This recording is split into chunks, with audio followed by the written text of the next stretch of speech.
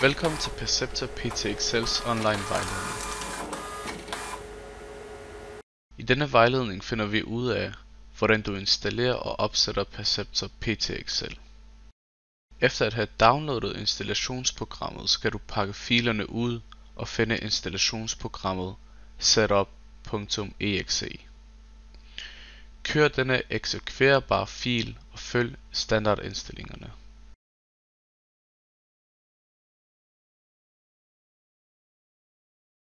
Når Perceptor PTXL er installeret, skal du starte applikationen fra startmenuen. Perceptor PTXL kan findes ved at trykke på Windows Start-knappen. Derefter vælger du Intervision-mappen og til sidst Perceptor PTXL. Hvis du højreklikker på det, kan du fastgøre det til proceslinjen og tilføje det til skrivebordet.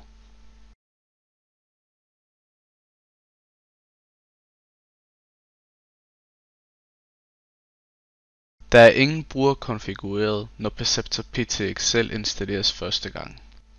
Derfor skal du bruge den midlertidigt, du har fået stillet til rådighed. Skriv admin temp med stort A og T i feltet brugernavn, og indtast den adgangskode, der er angivet i installationsdokumentet. Vær opmærksom på, at dette login kun fungerer, når der ikke er oprettet nogen bruger i databasen, og udløber så snart den første bruger tilføjes til dit system.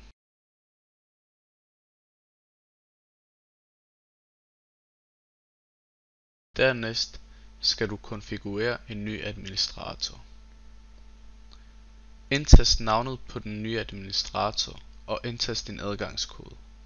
Bemærk, at adgangskoden skal bestå af mindst 8 store og små bogstaver samt mindst et tal. Klik på tilføj ny bruger, når du har indtastet adgangskoden.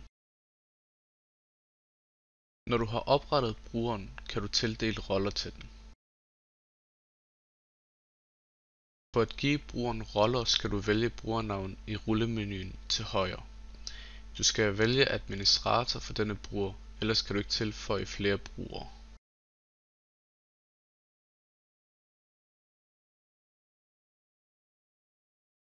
I dette eksempel vælger vi alle roller. Hvis du lader adgangskodefeltet være tomt, ændres adgangskoden ikke for denne bruger.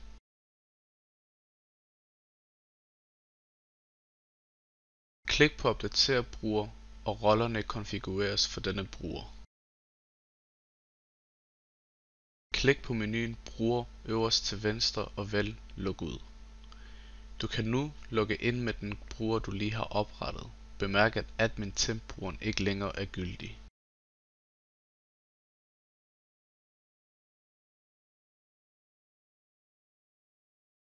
Under fanen indstillinger og printerindstillinger kan du indtaste ODV-kameraets standard IP-adresse, som er http://10.20.30.40.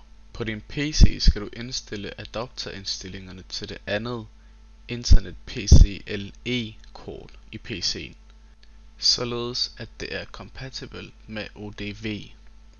Skift IP-adressen, så den er indstillet til 10.20.30.45.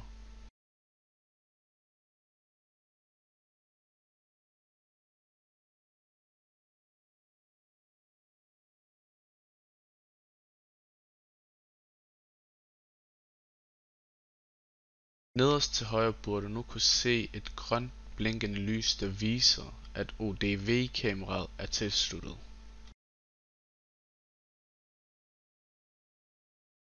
Bemærk, at hvis du har brug for at opdatere ODV-IP-adressen, skal du genstarte PTXL, for at dette kan træde i kraft.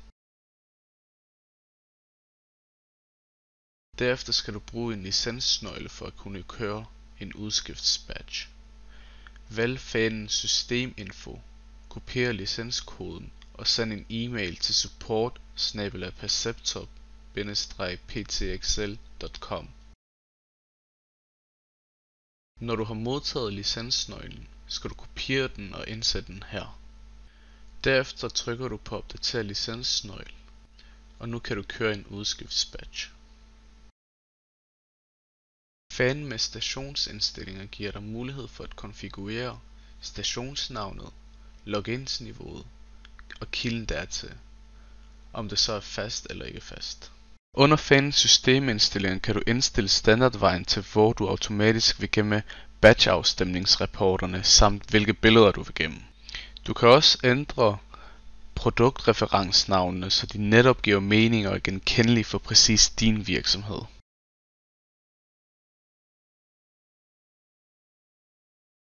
Til sidst er det vigtigt, at du konfigurerer dine serverindstillinger korrekt under fanen SQL Database. Når du tror, du har de rigtige indstillinger, kan du teste forbindelsen.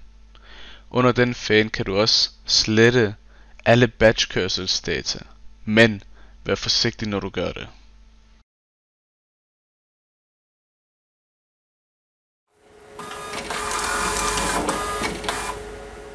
Tak fordi du lyttede. Vi håber, du fandt denne vejledning nyttig, og at du nyder at bruge Perceptor PT Excel.